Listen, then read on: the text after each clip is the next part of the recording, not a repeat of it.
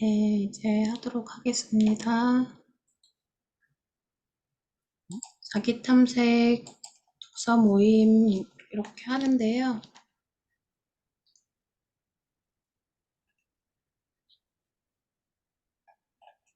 오늘 이제 5장 할 차례거든요. 그래서 그동안 해왔던 거 한번 쭉 리뷰하면서 볼까 합니다. 괜찮죠?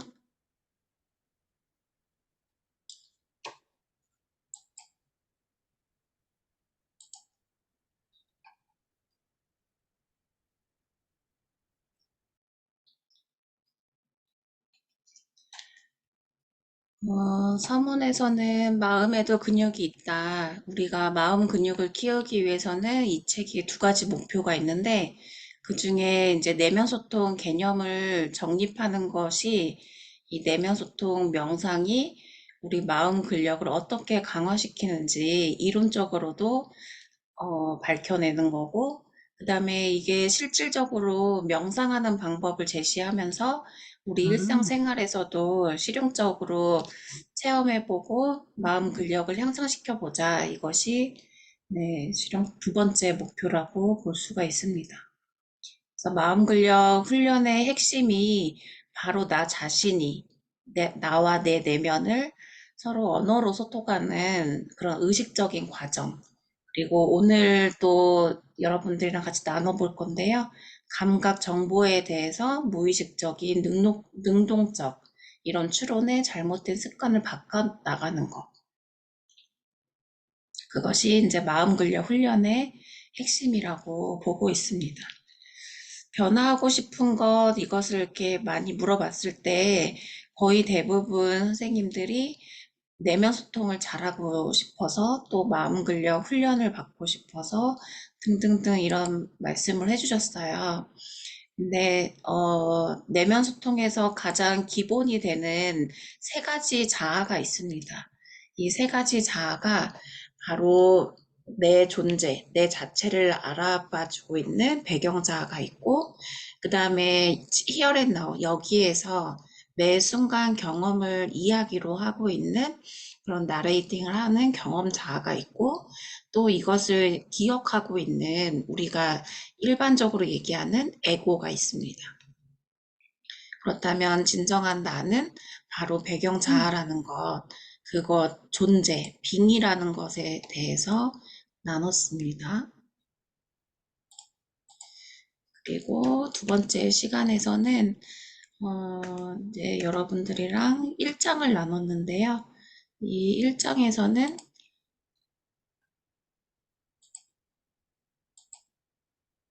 이렇게 마음 근력 훈련이 필요한 이유에 대해서 나눠봤고요.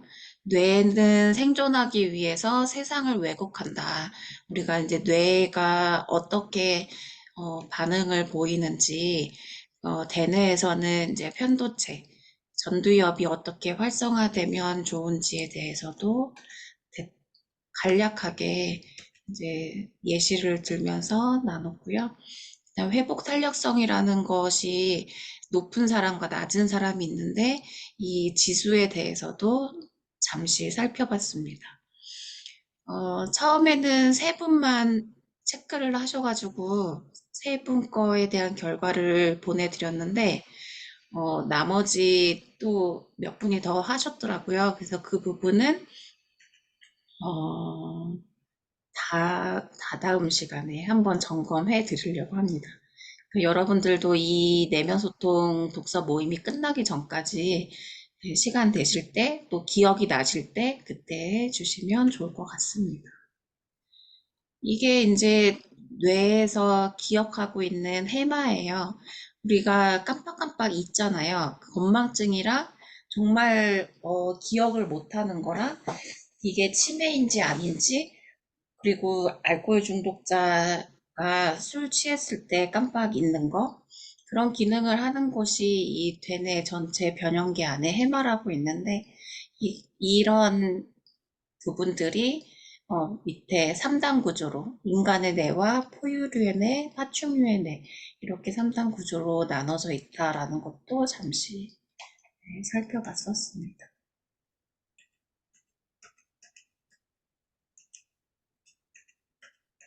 지난 시간에 나오지 못하셨던 분들도 많이 계셨는데, 4장이 제가 볼 때는 그래도 제일 핵심이지 않을까 싶어요. 왜냐하면 변화시킬 수 있는 주체가 바로 나 자신이기 때문에 내가 나를 변화시킨다는 것이 어떤 의미를 가지고 있느냐. 그게 이제 배경자아와 내면 소통을 하는 거, 지속적으로 내면 소통을 할 때 우리가 의식하고 있는 것이 어떻게 양자학적으로 그런 양자 역학이 우리 삶에서 얼마나 많은 영향을 주고 있는지 이런 부분들을 살펴봤습니다.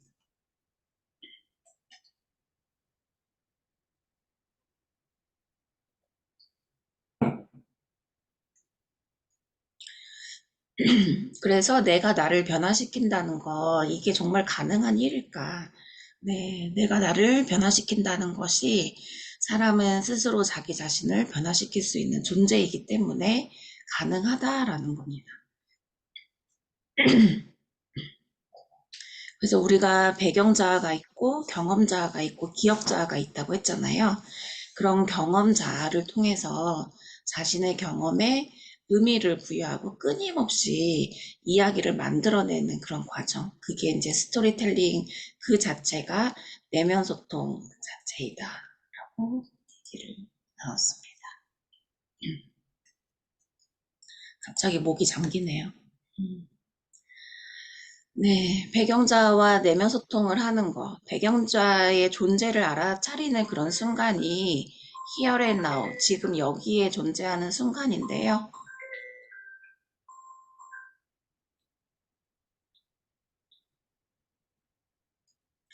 그 배경자의 존재를 의식적으로 알아차리고 또 경험자의 습관적인 이런 스토리텔링 방식을 우리가 반영한다고 하는 것은 거울에 비춰진 내 모습을 한 걸음 떨어져서 바라보는 그런 모습과 같은 거거든요. 그래서 마음 근력을 강화하기 위해서는 그렇게 나를 한 걸음 떨어져서 바라보는 그런 훈련이 필요하다라는 것을 네, 살펴봤습니다. 그래서 내가 존재하는 것이 배경자이기 때문에 배경자를 알아차리는 것, 어웨어니스 하는 것, 이것이 바로 내면 소통의 출발점이다. 마음 근력을 훈련하는 데 있어서 배경자를 알아차리는 것이 첫걸음이다라는 또 설명을 드렸습니다. 그래서 경험자가 경험하고 있는 그런 모든 이야기가 내 내면에서 끊임없이 만들어내는 이야기의 방식과 내용을 바꾼다면 내가 나 자신을 변화시킬 수 있다고 했잖아요. 그래서 나 자신을 바꿀 수 있는 힘이 있다라는 것을 보고 있고, 우리가 긍정 확언 이런 것들을 보는데 여기에서 이제 내면 소통을 하는 간접적인 방법 중에 하나가 바로 자기 가치를 확인하는 것이라는 겁니다. 혹시 여러분들 사명선언문 이런 거 작성해 보신 적 있으세요? 나 자신의 핵심 가치는 무엇일까? 이 리더십이라든지 여러 활동들을 할 때 꼭 빠짐없이 나오는 거거든요. 나의 사명 선언문을 작성해 보는 것, 그 중에 내가 존재하는 핵심 가치가 뭘까? 베스트 3를 찾아보는 것. 여기서도 같은 얘기를 해요. 그래서 내가 근본적으로 변화시킬 수 있는 유일한 사람은 나 자신이기 때문에 나의 핵심 가치도 한번 찾아보라는 거. 그래서 내가 생각하고 믿는 것을 이야기도 하고 글로도 써보는 거. 이것이 필요하다라고 제시를 해주고 있습니다. 의식이 시 공간을 만들어낸다고 하는데 실질적으로 뇌에서는 시 공간을 구분을 하지 못해요. 그래서 어렸을 때 내가 경험한 이야기가 바로 오늘, 어제 경험한 것처럼 느껴지는 이유가 감정은 오래전에 내가 상처를 받았던가 아니면 오래전에 너무 행복했던 기억이 있다던가 그러한 감정에 대한 기억은 시 공간을 초월하기 때문에 내가 경험하고 이러한 부분들에 있어서 의식을 또 다른 경험을 낳을 수가 있다라는 거죠. 그래서 여기에서 제인스라는 사람이 언어의 사용이 인간의 자의식을 생산해냈다라고 보고 있어요. 그래서 우리는 생각하는 뇌 자체가 좌뇌, 그리고 이런 감정이나 여러 가지 또 우뇌가 하는 것들이 예체능계에 좀 능통하신 분들이 우뇌가 발달했다고 하잖아요. 그러한 것처럼 우뇌는 더 이상 아무런 목소리를 낼 수 없는 영원히 침묵하는 죄수가 되어버린 것처럼 비유를 하고 있어요. 그래서 모든 판단이나 의식이나 모든 결정을 하는 것은 좌뇌에서 하는 것이다. 그래서 의식은 이제 메타 의식이라고 표현도 하고 있는데, 의식 자체가 우리가 감각적으로 지각하고 경험하고 느끼고 생각하는 것, 이러한 전반적인 거를 알아채는 것이 의식이라고 보고 있습니다. 그래서 의식이란 것이 광역 작업 공간에서 이루어지는 것이다 라고 또 개념을 설명을 했고요. 우리 뇌에는 여러 시스템들이 서로 경쟁을 하고 있어서 이런 드안느가 신경세포의 광역 작업 공간이라는 개념을 설명을 하면서 우리가 여러 가지 개념들을 같이 살펴봤었습니다. 그 중에서 이제 본다는 것, 이 본다는 게 눈으로 보는 것일까, 아니면 뇌로 보는 것일까, 이러한 것들을 잠깐 이렇게 살펴봤는데, 이 원형 안에 또 줄로 그어져 있는 삼각형 안에 줄은 없지만 그 하얀 면적에 세모가 보이죠. 그 세모가 실질적으로는 없지만 우리는 있다는 걸 알잖아요. 그래서 본다는 건 시각적으로만 보는 것이 아니라 우리 뇌가 그렇게 의식을 하고 있다라는 거예요. 그래서 뇌는 예측의 실수를 줄이고자 계속 내적인 모델을 수정하는 작업을 하는 그런 과정들을 끊임없이 한다고 보고 있어요. 그래서 의식이라는 것 자체가 단일성, 동시성, 연속성, 이런 체화성, 수동성, 이런 기능들을 하고 있다라는 것을 살펴봤습니다. 그래서 본격적으로 오늘 자료 나눠드린 건데요. 우리가 마음 근력을 향상을 계속하는 이유는 내면 소통을 통해서 명상을 하는 그런 가장 기본적인 것이 편한 전활이에요. 편도체를 안정화시키고 전전두 피지를 활성화시키는 거. 이게 이제 김주환 교수님이 공식처럼 외우라고 암기하라고 제시해준 편한 전활입니다. 그래서 편도체가 어떻게 하면 안정화가 되고 또 우리 전전두 피질이 전두엽이 어떻게 해야 활성화되는가, 그 여러 가지 방법들을 이해하고 내가 적용을 해보고 실천해보면 도움이 되는 것을 알 수가 있습니다. 이제 10장에 가면은 또 이런 것 더 자세하게 살펴볼 수 있거든요. 그래서 이런 것이 왜 필요한지, 편도체 안정화가 호흡을 하는 거랑 뇌신경계를 이완시키는 거랑 이제 내부적인 이런 감각 훈련, 또 고유 감각 훈련은 서기, 체중, 이동, 걷기. 우리가 명상을 하고 이렇게 마음 근력 향상을 하기 위해서는 doing이라고 해요. 그러니까 활동을 하고 몸으로 움직여야지만이 이런 내부 감각이 훈련이 되는 거고 또 고유 감각도 훈련할 수 있다라고 강조하고 있습니다. 그래서 전전두 피지를 활성화시키려면 어떻게 해야 되느냐, 자기 참조 과정 훈련을 통해서 격관 명상이라고 있는데, 이거는 김주환 교수님이 직접 명상하는 방법을 동영상으로 촬영해 놓은 게 있어요. 그래서 그런 것을 한번 그 챕터에 가면 같이 보면서 우리 실생활에서 여러분도 가능한지 따라해보는 건 이 시간에 어려울 것 같고, 그래도 눈으로 익히면서 한번 적용해보는 것을 보면 좋을 것 같아요. 그래서 자기 확언, 자기 긍정, 또 아까 말씀드렸던 것처럼 핵심 가치를 조금 더 글로 써보거나 이야기해보는 거, 그다음에 자타 긍정을 훈련하는 거. 여기에서는 용서, 연민, 사랑, 수용, 감사, 존중 이렇게 6가지를 강조하고 있어요. 그래서 I'm okay, you are okay. 나도 옳고 상대도 옳다. 다 모든 것이 긍정적으로 훈련을 할 수 있는 그런 방법들을 제시해주고 있습니다. 그렇다면 마음 근력을 왜 키워야 되느냐? 가장 기본적인 게 신체 건강을 강화시키는 거.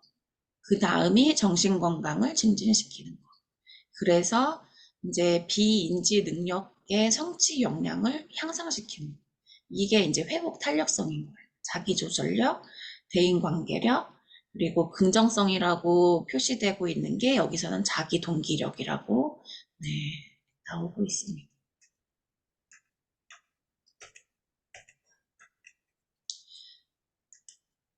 자, 추론이라는 것을 5장에서는 강조하고 있거든요.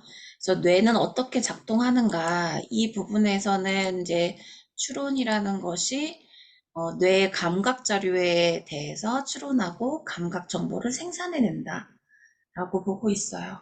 그래서 뇌가 이를 감당하고 해낼 수 있는 것은 뇌의 추론 능력에 있다. 이렇게 보고 있어요. 근데 이 추론이라는 거 자체가 뇌의 가장 기본 작동, 움직이는 그런 방식이기 때문에 이 추론에 대해서 이 5장에서는 전체적으로 네, 살펴보고 있습니다. 5장 어떻게 책 읽어보셨어요? 책 뇌는 어떻게 작동하고 있는지 그런 전반적인 것을 살펴보는데 제가 계속 이 요약된 것을 설명을 드리는 것도 괜찮긴 하지만 여러분들이 5장을 접하면서 나름 이해한 거나 아니면 내가 생각하는 키워드 그리고 그전에는 알지 못했던 부분을 새롭게 알았던 부분이 있다라고 하면 어떠한 것이 있었는지 잠깐 나눠볼까요?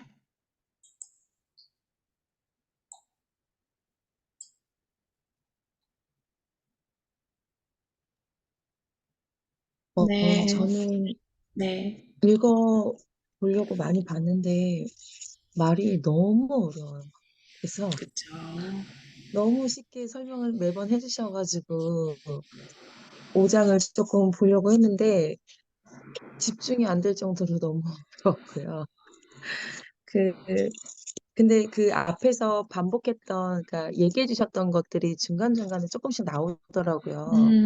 맞아요. 뭐 명상하는 법, 뭐 내부 상태, 내면 소통 훈련인데 뭐 이런 것들 뭐 감각, 느낌, 감정을 인지하고 약간 중복되는 내용들이 또 나와서 그런 것들은 눈에 이렇게 잘 이렇게 익혀지는데 이제 뭐 말도 너무 어렵고 저는 그렇더라고요. 그래서 저는 그냥 내면 소통 훈련 2단계로 나뉜다 해가지고 뭐 이렇게 훈련법에 대한 부분들을 조금 본 것 같고요. 네, 그 편도체부터 시작해서 막 이런 내용이 나오면 이해하기가 좀 힘들었습니다. 네. 그래도 나 나름대로 이해하시려고 부단히 노력하신 것 같아요. 네, 고생하셨습니다. 네, 그리고 그 왔다 갔다 하면서 김주환 교수님 영상 그냥 이렇게 들었거든요.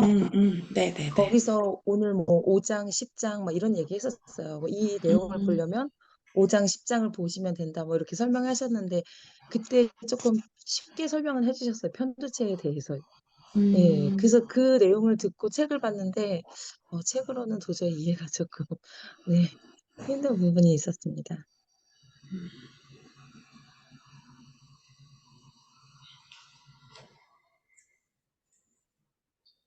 더 나눔해 주실 분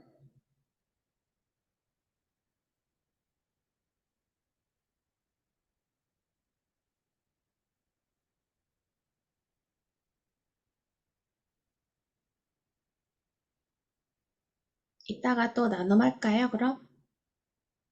네, 그 알겠습니다. 저는 네. 그 자유에너지 최소화의 법칙이라는 음, 말이 네. 되게 그냥 좀 끄덕여진다고 해야 되나? 이게 음, 그러니까 음, 생각하기를 귀찮아한다? 음, 이런 뜻으로 그냥 간단하게 말할 수 있을까요? 우리가 예측하고 그런 오류를 최소화 시킨다는 거니까요. 음, 가능하면 에너지를 뭐 다른 데 에너지를 쓰지 적게 않게, 적게 쓰기 위해서. 에너지를 네, 절약하고 싶어 한다. 네, 네. 우리가 직진으로 갈 음, 걸 우회해서 갈 때가 많잖아요. 그렇게 이해하셔도 좋을 것 같아요.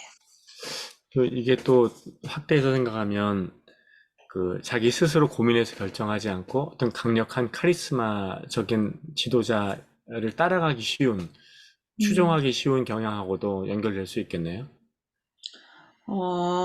조금 편협적인 그런 하나의 단적인 예시이기도 하겠지만, 어떻게 음, 보면 이걸 상대방한테, 타인한테 질문하고 물어보고 확인하고 그만큼 정확하게 하라는 얘기인 거거든요. 음, 네, 정확성에 포인트를 두시면 좋을 것 같아요. 정확성에, 네. 음,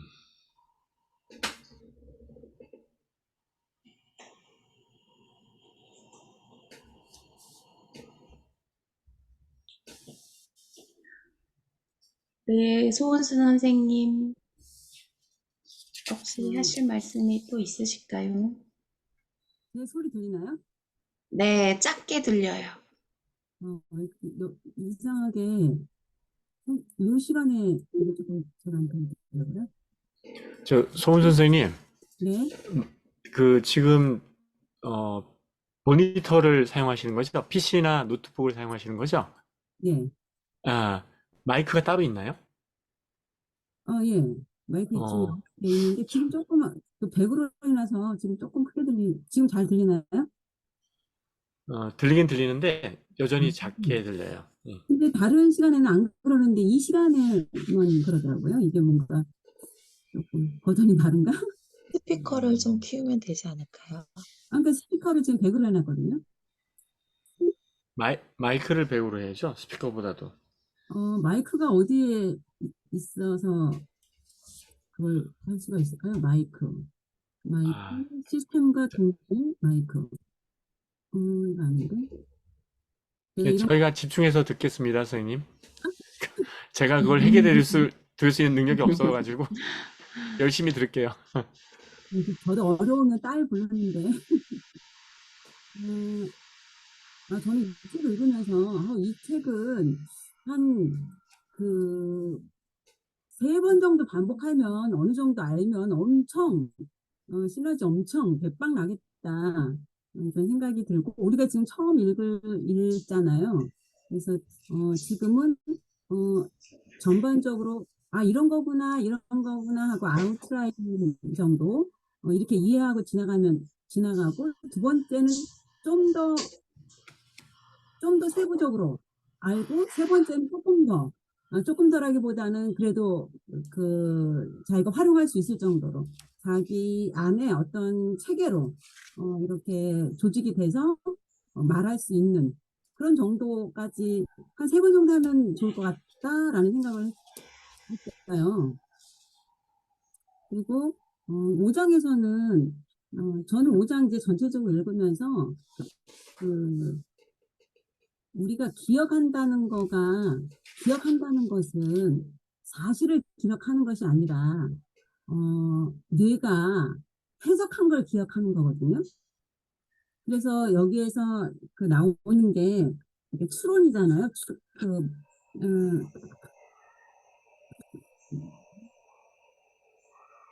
가치법이잖아요. 뇌는 자기가 해석을 하는 거죠.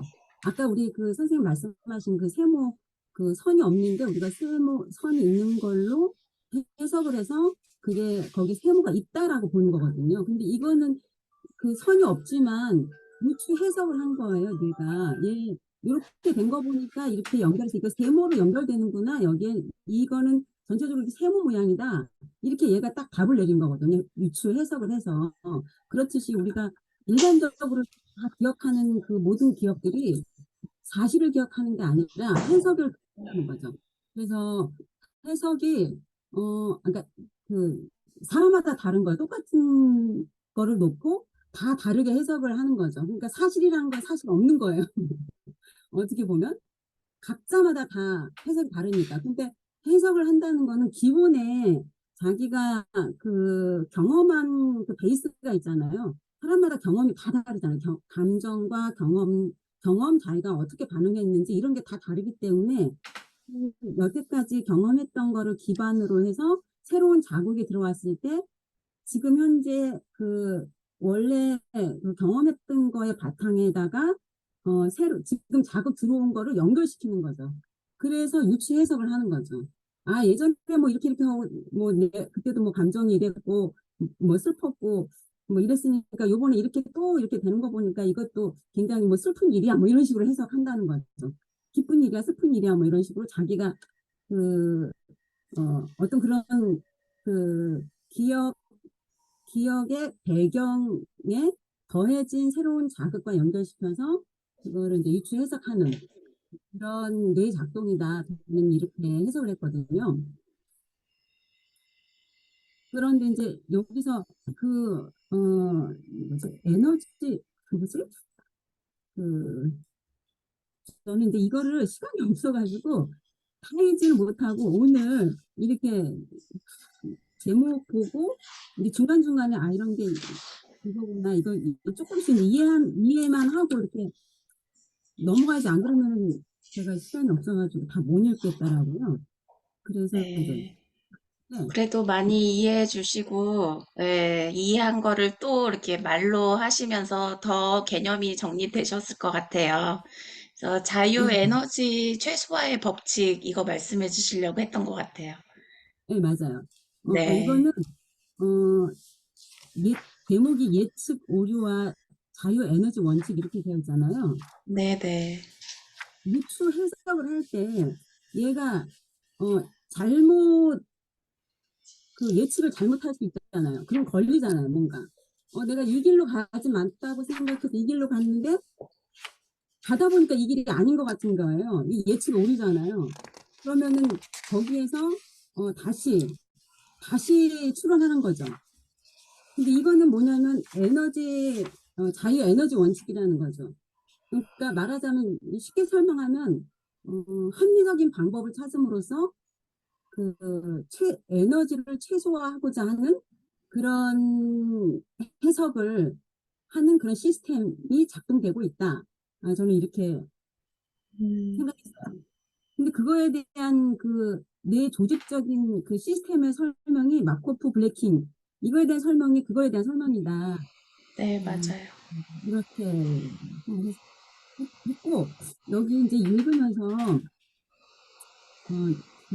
예전에 어떤 뭐지 어,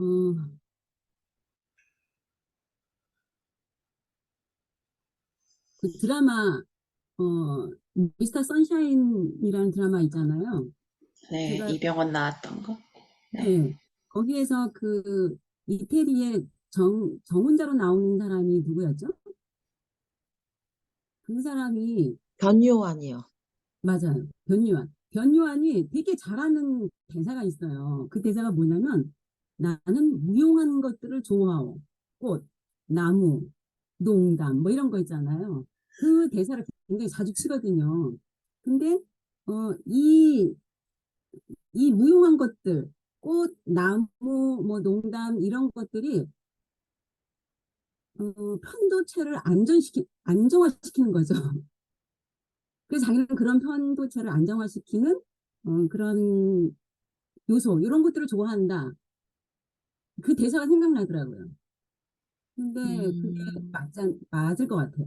그 대사를 음, 지금 여기 연결해서 그 사람은 굉장히 이제 막 그 갈등 구조 속에 있잖아요. 아버지의 어떤 그런 그 일본 그 앞잡이는 아니면 악하게 살았다든지 이런 걸로 인해서 막 피해를 입은 그런 사람들 그 사이에 놓여져 있는 자기의 어떤 노선 이런 거에 대해서 엄청난 스트레스가 있고 어느 곳으로 가야 될지 모르잖아요. 근데 이 사람한테는 그냥 꽃, 그냥 나무, 농담 이런 게 너무 좋은 거죠. 그 대사가 생각이 났다는 거. 음, 네. 그냥 여기까지. 그 트라우마 치료법 중에 하나가 바로 EMDR이라고 있거든요. 들어보셨나요? EMDR. 이거는 이제 눈동자를 좌우로 계속 왔다 갔다 하면서 안정화시키는 그런 기법 중에 하나예요. 그만큼 편도체를 안정화시킬 수 있는 방법들이 굉장히 많지만 그렇게 명상으로 여러 가지 적용해 볼 때 트라우마라는 것 자체가 우리가 PTSD처럼 외상후 스트레스 장애 이런 큰 사건을 경험했을 때 남는 그런 자극이잖아요. 그래서 그런 장애를 경험했을 때도 이런 명상 또 EMDR 그런 치료법들이 다 치료에 적용이 된다는 게 이 내면 소통 안에서도 같이 여기 다 녹아져 있기도 해요.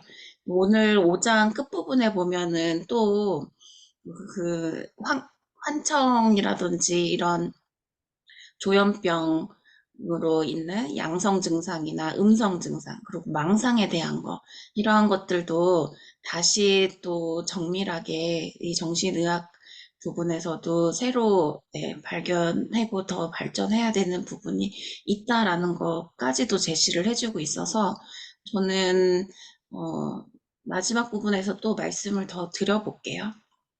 더 하실 말씀 없으면 제가 준비한 거 조금 더 말씀드릴게요. 이 그림 왼쪽에 있는 그림 1번 뭐로 보이세요?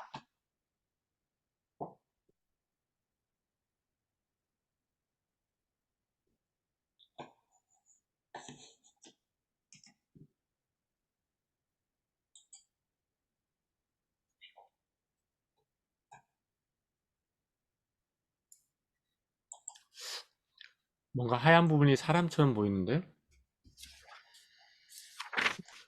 저는 이게 소라고 하는데 소가 소가 안 보이는, 뭔지 잘 음, 모르겠어요. 정확히 안 근데 보여요. 2번을 이렇게 빼면 아, 비교해 보면 어떠세요? 다시 그, 가리면 음, 이제 형체가 보이시나요?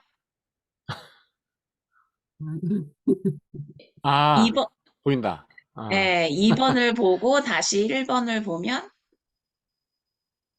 그쵸? 근데 1번만 먼저 봤을 때는 이게 뭐지? 아, 전혀 감이 안 왔을 텐데 음, 2번을 보고 형체를 이제 분명히 알고 다시 1번을 보면 음, 보이죠. 이러한 것들이 이제 음, 능동적 추론으로 나타날 수 있는 착시 현상이다 하는 걸 보여주고 있습니다.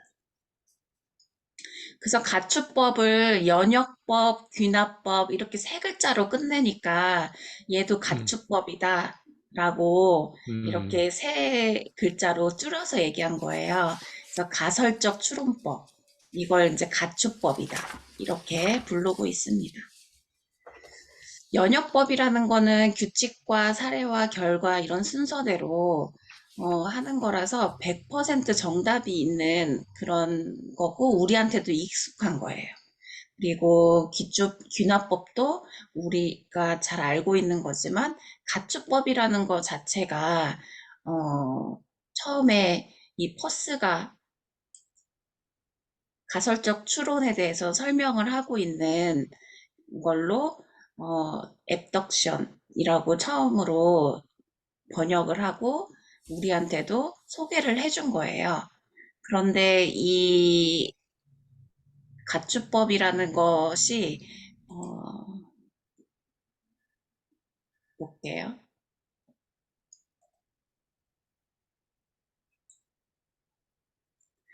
이 찰스 샌더스 퍼스라는 이 사람이 이렇게 가축법이라는 거, 일상생활에서 추론을 하는 거, 실제로 연역법이나 기납법으로 설명이 되지 않는 그런 부분들 있잖아요. 뭐 길이 젖은 걸 보니까 간밤에 비가 내렸나 보고, 근데 비가 내렸는지 안 내렸는지는 알 수 없는 거지만 이렇게 결론을 내린 거죠. 왜냐하면 길이 젖은 것을 보니까 이렇게 결론을 내릴 수 있는 것이 수학 공식으로는 해결할 수가 없는 거예요.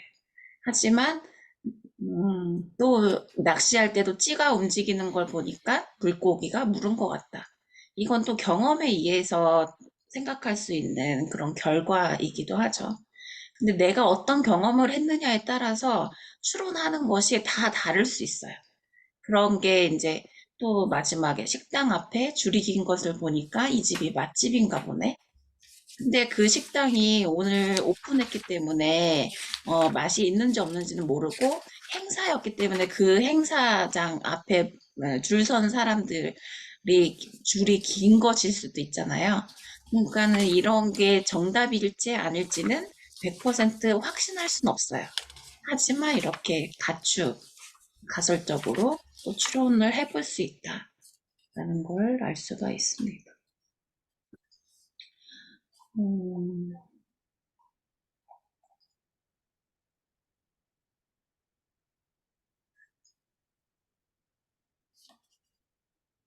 이 퍼스라는 사람이 2000년 이상 잠들어 있던 아리스토텔레스의 세 번째 논증 방법, 이 가축법에 이름을 붙이고 새롭게 조명한 것이라고 이렇게 소개를 해주고, 이 퍼스라는 사람이 이렇게 생겼다라는 거를 캡처를 해봤습니다.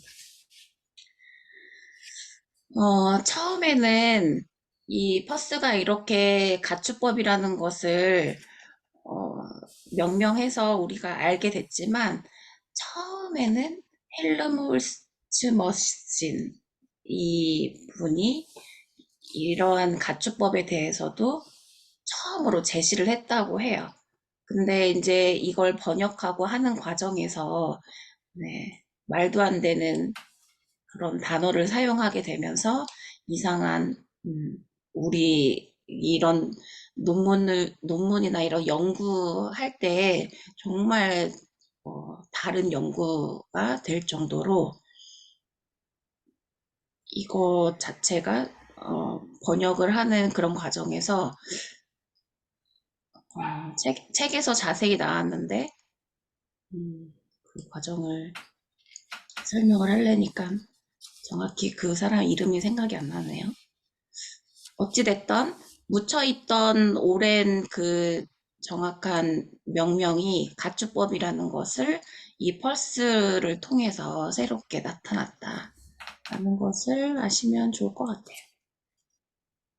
그래서 펄스가 모든 지각 과정뿐 아니라 역사적 사실에 대한 인식과 또 개인적인 기억까지도 가축법에 따라서 작동을 한다라고 보고 있어요. 바닥에서 위로 가는 상향식 과정, 바튼업, 이걸 각성 상태라고 부르고, 또 위에서 아래로 내려오는 탑다운, 이걸 하향식 과정이라고 부르고, 이걸 수면 상태라고 봅니다. 이런 의식 과정에서도 이렇게 아래에서 위로 가느냐, 위에서 아래로 가느냐에 따라 또 다르다고 보고 있어요.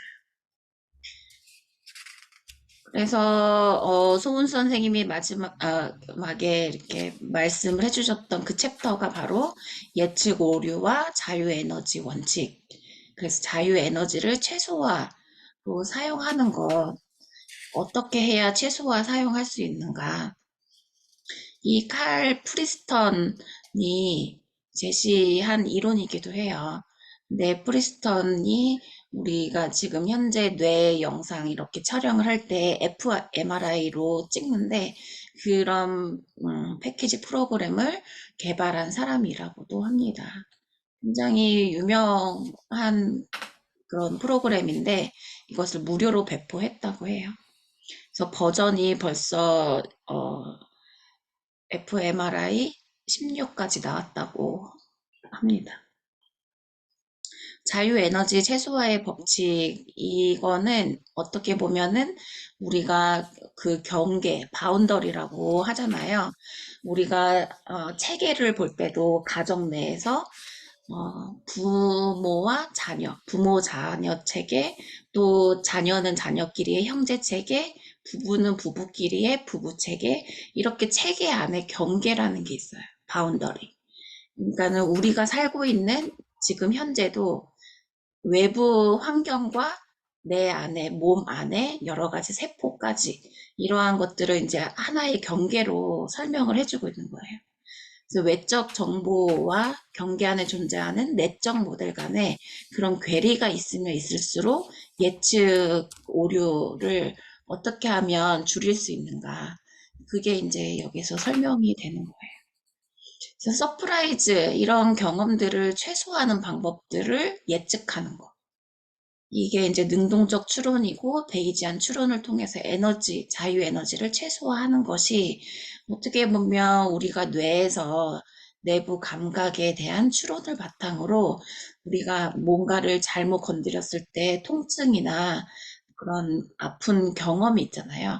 그런 감정을 구성을 할 때 이 뇌에서는 왜 이렇게 아플까, 문제가 발생을 했을까, 그것을 원인을 나름대로 떠올려 봤을 때 이런 것들이 자의식의 혼란이나 감정 조절에 있어서 심각한 장애까지도 발생할 여지가 있다라는 것을 그런 과정에서 알려주고 있어요.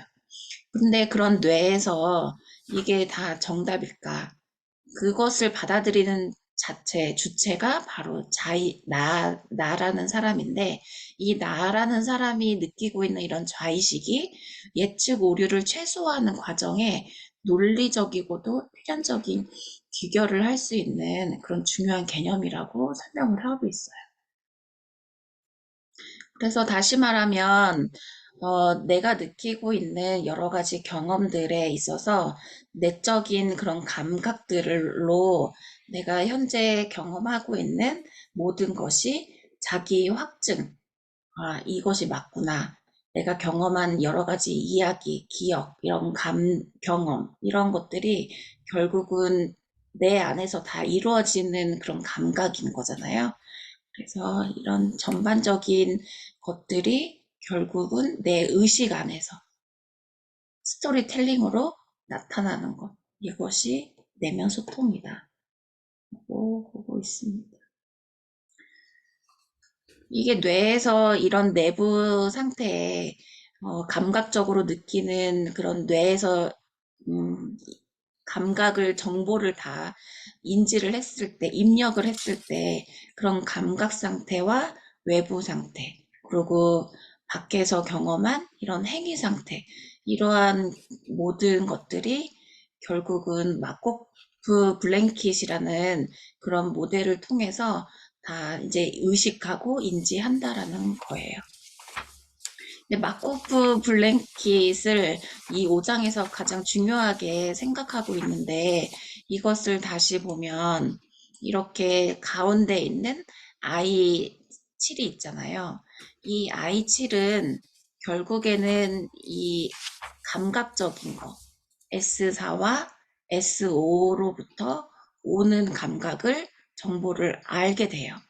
그러면 왔던 이런 감각의 정보들을 다시 I7은 A9와 A10에 전달을 하죠.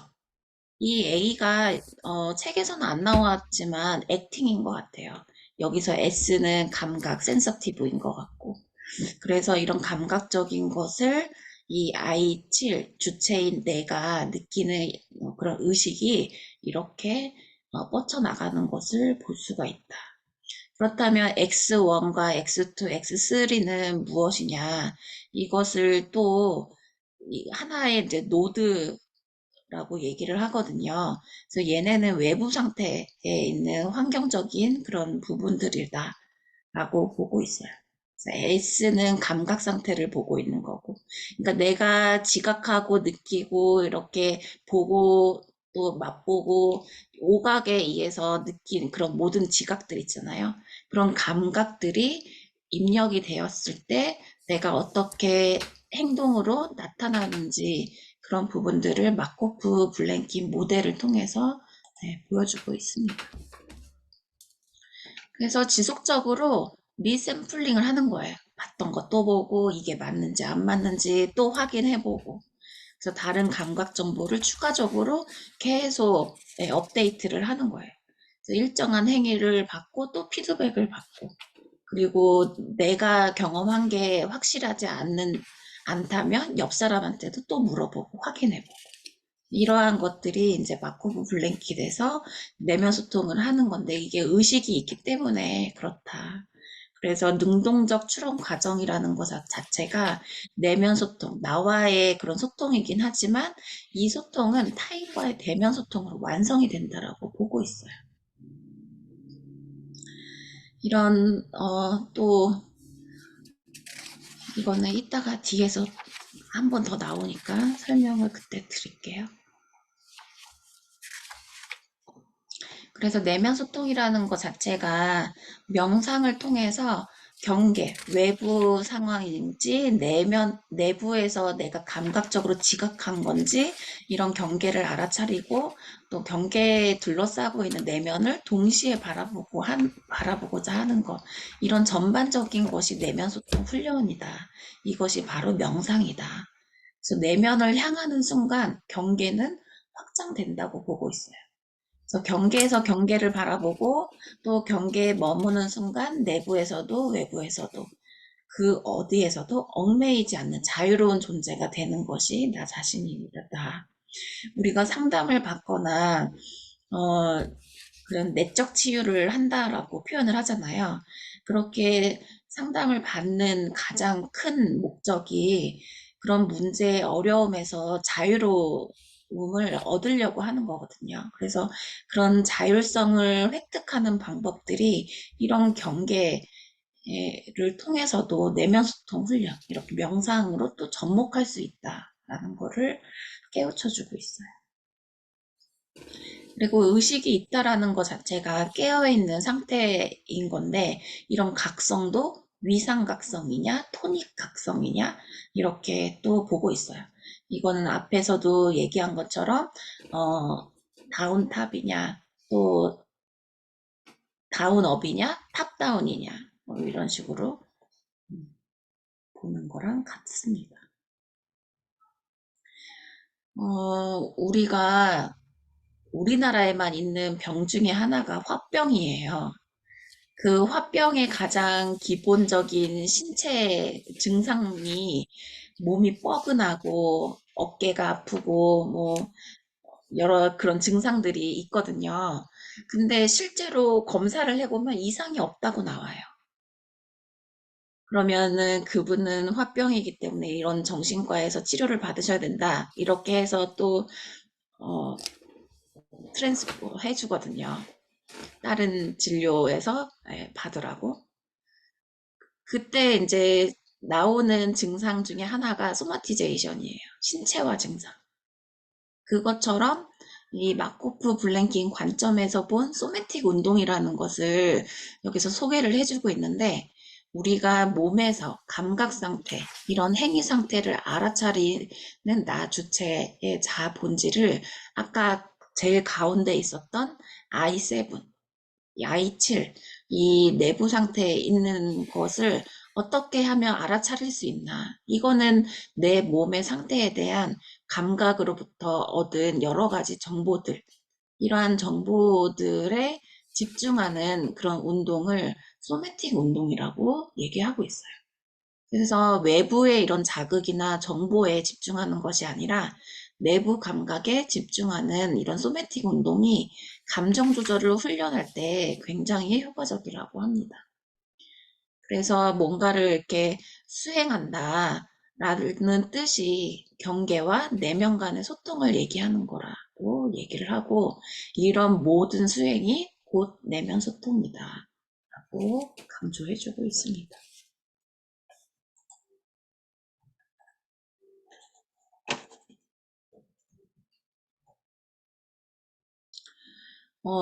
아까 얘기 나왔던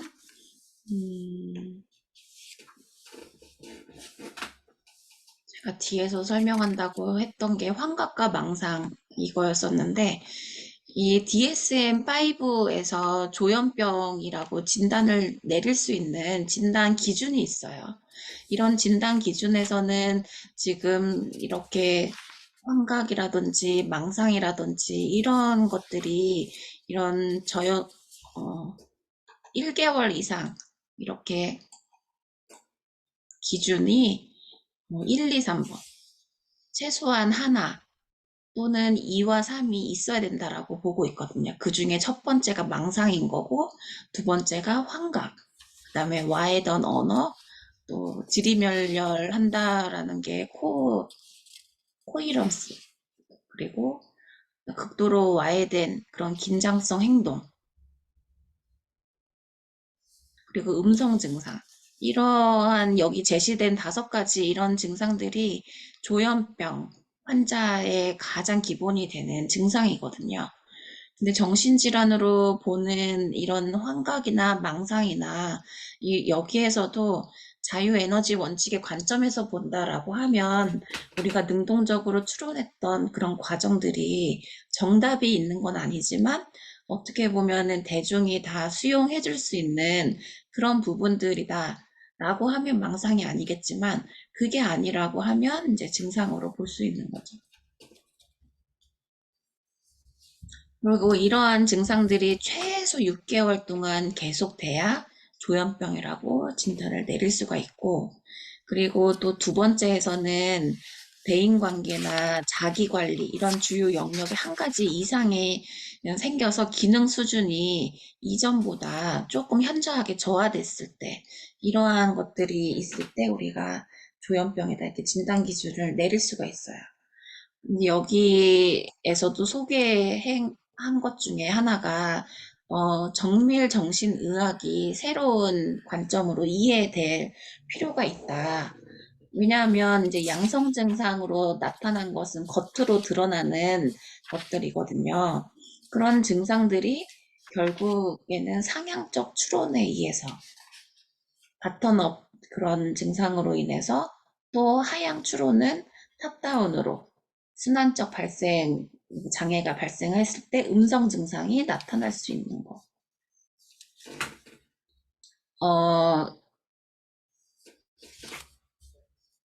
우리가 뭔가 이렇게 차팅을 한다고 표현을 하거든요. 그 환자에 대해서 관찰한 거, 그리고 증상에 대한 거, 이런 것들 차팅할 때 양성 증상을 플러스라고 표기를 하고 음성 증상을 마이너스 이렇게 표기를 해요. 이렇게 표시를 해 거고, 망상은 이제 헛것을 믿는 것, 부적절한 근거를 바탕으로 그런 신념을 믿는 것. 망상이 너무 우리가 콘크리트하다 이렇게 표현을 해요.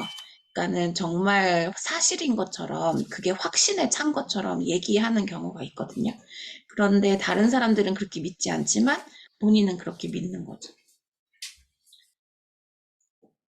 그래서 조현병이라는 것 자체가 처음에 증상이 발병을 했을 때 발병하기 전에 이전 단계들을 보면 경미하게 기능 손상이 인지적으로나 사회적으로 있을 수 있기도 하거든요. 물론 유전적인 부분도 있기도 하지만 이런 부분들이 이제 발병이 됐을 때 이런 증상들이 양성 증상, 음성 증상, 그런 인지적인 증상들이 이제 수명을 다할 때까지 이게 만성화될 때까지 이렇게 진행이 된다라고 보고 있어요. 근데 여러분들이 혹시라도 정신병이나 정신질환이나 이것을 또 오해할까봐 네, 개념을 잠시 가져와 봤습니다. 자, 여기까지 제가 준비한 거고 마지막으로 저도 새롭게 알게 된 부분이거든요. 특히 이제 중독자의 뇌에서는 우리가 도파민이 활성화되기 때문에 우리가 그걸 잠재우기 위해서 항갈망제라는 약을 복용을 해요. 왜냐하면 중독의 특성이 계속해서 내가 알코올 중독자라고 하면 술이 계속적으로 생각이 나는 그런 갈망 상태가 있거든요. 근데 그 갈망이 있다라고 할 때 도파민이 과다하게 분비가 돼요. 그만큼 활성화가 된다는 얘기거든요. 그런데 이 5장에서는 도파민과 보상책에 대한 새로운 관점을 이렇게 얘기를 해주고 있어요. 왜냐하면 주어진 자극이 보상이기 때문에 도파민이 활성화되는 것이다 라고 보고 있어요. 다시 말하면 뇌가 새로운 자극을 새롭고 현저한 경험으로 받아들였기 때문에 이 도파민이 분비가 된 것이다 라고 보고 있는 거예요. 그래서 새로운 자극에 대한 추론의 결과에 반응하는 것이다. 이렇게 보고 있는 거예요. 그러니까는 도박 중독자는 도박을 하고 싶어 하는 그런 행위 자체, 그런 과거의 내 경험에 의해서 계속 뭔가 갈망이 되고 충동이 생기고 이런 것이 아니라 새로운 자극, 안 해봤던 그런 경험들, 내가 그동안에 경험했던 것들 플러스 새로운 자극, 뭔가 더 큰 중독의 특성이 갈망이 생기는 것도 있지만 내성이 생기는 것도 있거든요. 근데 그런 내성 하고는 그런 개념이 조금은 다른 것 같아요. 그래서 새로운 자극에 추론의 결과에 반응하는 시스템이다. 이렇게 한번 그 정밀 정신의학에도 도입을 하면 치료하는 방법도 또 달라질 것이다. 라고 보고 있습니다. 제가 준비한 건 여기까지인데요. 여러분들 5장을 보면서 자기 탐색과 소통하는 시간, 아까 1차 나누긴 했지만 더 나누고 싶은 부분이 있으면 한 5분 정도 나눠볼게요.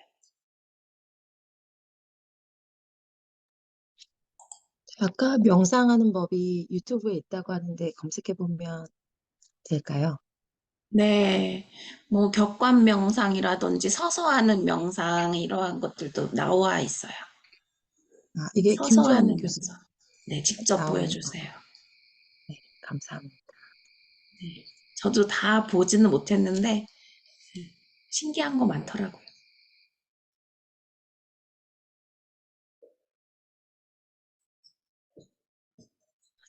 전 독서 모임이 처음인데 너무 어려워져가지고 해가지고 네 했는데 어 설명을 잘 해주셔가지고 사실은 집중이 안 됐던 것 같아요. 보긴 봤던 것 같은데 뭐 학자들의 이름부터 시작해서 또 제 분야도 아니기 때문에 뭔가 뭐 추론 이 자체 단어가 너무 이게 거부 반응이 좀 일어나서 했던 것 같은데 또 이렇게 설명해 주시니까 이제 내용들이 조금 이해가 됩니다. 그래서 아까 어떤 선생님 말씀하신 것처럼 3번 읽으면 이해가 될 것 같다. 그래서 아까 전 한 5, 6번 읽어야 될 것 같은데 생각했는데 오늘도 설명 들으니까 조금 단축될 수 있을 것 같아요. 감사합니다.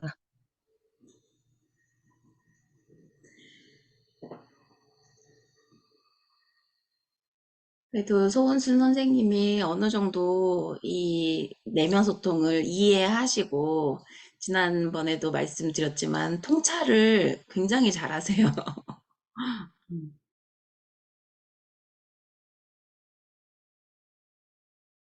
소은순 선생님 말씀하실 건가요?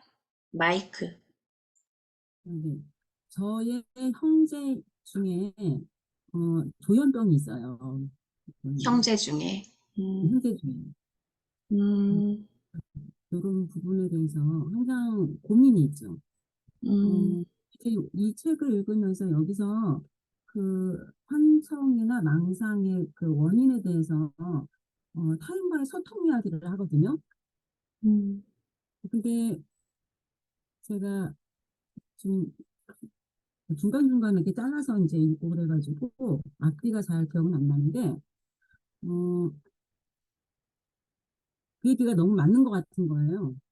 맞아요. 음. 그, 일반인들이 조현병 환자분들이 경험하고 있는 것을 경험할 때가 꿈을 꿀 때라고 해요.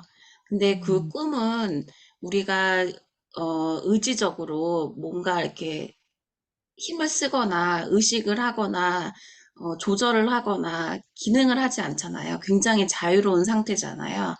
그러니까 뭔가 힘을 외부에서든 내부에서든 줄 수 없는 그런 자유로운 상태가 어떻게 보면 꿈이라고 볼 수 있는 건데, 조현병 환자분들은 그런 꿈의 상태에서 살고 있는 거다라고 이해하시면 되죠.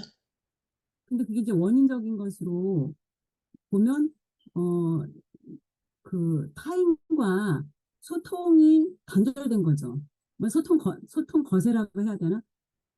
그러니까 이제 그 자기 내면의 자기 혼자, 어, 외부 세계와 소통이 단절이 끊어지고 자기 혼자 자유로운 그런 상태로 들어가게 돼서 이게 이렇게 환청이나, 이렇게 대망상이나 이렇게 접어들 것 같거든요.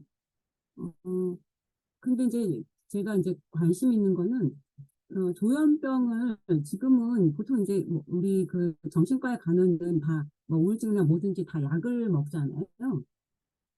근데 조현병 같은 경우도 저희 그 동생을 보면은 그냥 뭐 입원하고 약 먹고 이런 거고, 어떤 이렇게 그 타인과의 소통이 해소될 수 있는 그런 처방을 하거나 그런 치료를 하거나 그러지는 않거든요. 음, 그런데 이제 제가 늘 이런 조현병이나 중독을 고칠 수 있는 획기적으로 빠른 시간 내에 타인과 소통시키고 그것이 원활하게 될 수 있는 그런 방법? 뭐 이런 거에 대해서 굉장히 좀 고민을 중간중간 항상 하면서 산다고 해야 되나? 음, 그래서 저도 이제 내가 어떻게 다른 사람들하고 소통하고 있나 그거를 생각을 해봤더니, 어, 저도 그 다른 사람하고 소통하기보다는 나 혼자 생각한 거를 소통 없이 발설하고 그게 거세되면은 되게 막 막 그 뭐 자존심 상해하면서 막 이렇게 쪼그라들면서 막 이런 경험들이 많더라고요. 그래서 타인과 소통을 잘하도록 뭔가 좀 더 적극적인 그런 부분에서 적극적으로 소통에 나서야 되겠구나. 이런 생각이 들었어요. 음. 김수환 교수님이 이 책에서 쓴 거로는 어쨌든 조현병이든 망상을 가지고 있는 증상을 가진 환자들이든 그 사람들은 결과적으로 봤을 때, 통증이나 아픔이나 그런 부정적인 면들이 없고 본인의 증상에 대해서 만족하다라고 표현을 해요. 근데 그 일반인들이라고 표현을 하지만 우리는 뭐 정상이다, 비정상이다, 이렇게 또 얘기 안 하잖아요. 장애인도 비장애인이다, 이렇게 표현할 정도니까. 그래서 일반인이라고 표현을 하시는데, 어, 일반인들은 또 그렇게 만약에 망상이나 환각 상태를 경험한다라고 하면 굉장히 불편할 것 같거든요. 그런데 이제 이 환자들은 그렇지 않다라는 거죠. 그렇게 되지 않게 된 원인이 있잖아요. 이제 그런 걸 생각하는 거죠. 음. 음. 원인은 유전적인 것도 있고, 그 다음에 지금 이 책에서 추론하는 거, 입력하는 거, 그런 감각, 정보적인 거, 그러한 기능들에 대해서도 언급을 하고 있으니까, 그것을 이제 스토리, 이야기, 그런 재료들을 바꿔주면 얼마든지 또 치료가 된다. 이렇게 보고 있는 거죠. 그러니까요. 그래서, 네, 맞아요. 그런 생각을 하면서 네. 읽었어요. 근데 음. 이제 그런 정신과 치료를 받고 있는 환자분들이 병원에만 있는 게 아니라 지역사회 내에서도 있잖아요. 그래서 음. 지역사회 적응 훈련할 수 있는 그런 훈련 기관들도 많기 때문에 잘 이용하시면 또 기능이 좋아져요. 우리 또 다른 분 마지막 정리 차원에서 소감 한 말씀 해주시고 마치도록 하겠습니다. 네, 저는 부족하지만 많은 걸 느끼는 좋은 수업이었습니다. 계속 발전해 나가겠습니다. 네, 감사합니다. 네, 조현미 선생님? 네, 네, 저도 책을 그냥 이렇게 자세히 안 보고 그냥 너무 많으니까 내용이 제가 한번 봤는데 좀 이렇게 자세히 거의 대학교 또는 대학원 강의를 듣는 것처럼 네, 맞아요. 하나하나 자세히 설명을 해주셔서 아니 네 뭐라고 해야 되죠? 강사님. 네, 너무 잘 설명을 해주셔서 그래도 이해하기 좀 편하게 이해가 돼서 감사드리고요. 도파민에 대해서 그 가치 예측 오류 뭐 이런 부분들 또 새로운 관점인 것 같아서 이 부분을 좀 더 자세히 보고 싶다는 생각이 들었어요. 약간 평소 생각하지 않은 그냥 도파민 하면 뭔가 기분 좋게 하는 것, 뭔가 행복. 네, 중독을 일으키게 하는 것 음, 그런 생각, 네, 단순하게 그런 생각이 드는데 이 예측 오류의 가치를 뭐 인코딩하고 이 약간 이해하기 어렵긴 한데 음. 한번 좀 더 자세히 봐야 되겠다라는 생각이 들었어요. 이 책은 정말 아까 말씀하신 대로 한 세 번 정도는 봐야지 그래도 어렴풋하게라도 좀 알 수 있지 않을까라는 생각이 들었어요. 감사합니다. 다음에는 이 책을 좀 더 열심히 읽고 오겠습니다. 감사합니다. 네. 또 마지막 정원쌤. 네, 안녕하세요. 그래도 좀 사장까지는 다시 이렇게 읽으면서 조금 이해가 된다 했는데 뇌 부분은 조금 아직도 어려운 것 같아요. 책에 또 뇌 부분 설명이 나올 때마다 뭔 말인지 다시 봐도 잘 이해가 안 되고 그런 부분들이 있었는데 갑자기 안 들리네요. 코프 선생님에게 블랭킷 이 부분도 조금 이해가 음, 될 듯 안 되는데 이제 설명을 해주시니까 다시 정리가 조금 더 되는 것 같아서 기도 하고 이렇게 설명을 해주셔가지고 이 책을 그나마 이해할 수 있는 것 같아요. 그리고 음, 여기 계속 나온 부분들이 이제 스토리텔링, 음. 스토리로 내 이야기 경험자들을 만들고 그래서 그 마음 근력 향상을 위해서 새로운 스토리텔링을 해야 되겠다라는 생각까지 음. 해봤습니다. 네. 이 책이 이렇게 뭐 이거 무슨 식이라고 해야 되는지 이름 잘 기억 안 나는데 어, 반복되면서 조금 더 진행이 되고 반복되면서 조금 진행이 되고 이렇게 하니까 계속 반복되면서 이렇게 나갈 거니까 저도 뭐 이렇게 읽으라는 데까지만 겨우 읽지만 계속 읽다 보면은 어, 점점 더 이해하는 폭이 조금 넓어지고 지금 이해 안 됐던 부분도 더 읽으면은 계속 이해가 되고 그럴 것 같아요. 네. 김주환 교수님은 계속해서 업데이트 하라 그러고 더 씌우라고 하고 뭐 그렇게 말씀하시거든요. 그래서 그 챕터에서만 끝나는 게 아니니까요. 네. 끝장 갈 때까지 계속 네. 리바이벌 하기는 어렵지만 그래도 반복되는 것들은 자연스럽게 또 학습이 될 것 같아요. 이 소그림도 계속 볼 때 어디가 소일까 했는데 이제 설명 듣다가 이렇게 딱 보니까 비교해서. 항상 음, 앞쪽에서부터 보잖아요. 이제 이렇게 네. 보는 건 또 봐가지고 그래서 이게 보는 시야나 이게 너무 한정적이 되었다라는 것도 좀 느낀 것 같아요. 네. 그림 안 보이게 하는 그거를 그 왔다 갔다 하는 거는 어떻게 하는 건지 뭐 궁금하네요. 아, 제가 PPT 자료 파워포인트로 열까 하다가 미리 캔버스로 열은 거거든요. 그래서 미리 음. 캔버스에서는 요소라는 게 있어요. 그래서 거기에서 도형으로 네모 크기 맞춰서 가린 거예요. 네.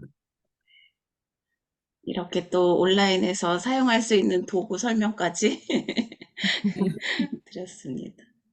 제가 대학원에서 이 정신건강 사회복지론이나 사례관리론 또 교류 분석 상담 5년 동안 계속 강사로 네, 강의를 했었거든요. 그래서 내면 소통도 매주 이렇게 독서 모임 준비하고 하다 보니까 강의 준비가 만만치 않은 것 같더라고요. 저도 우선 읽어야지 할 수 있는 부분이니까. 근데 이번 5장은 저도 읽는데 속도가 빨리 안 나더라고요. 그래서 오늘 겨우 간신히 네, 보내드렸습니다. 감사합니다. 네. 네, 너무 다음은 감사합니다. 6장과 7장, 2장이에요. 더 부지런히 읽어야 될 것 같아요. 네. 네. 그럼 이것으로 마칠까요? 아쉬워하시는 것 같고, 뭔가 더 말씀하실 거가 있는 분위기인데, 이만하겠습니다. 네. 그러면 다음 주에 또 뵙겠습니다. 안녕히 네, 주무세요. 감사합니다. 네, 좋습니다. 네.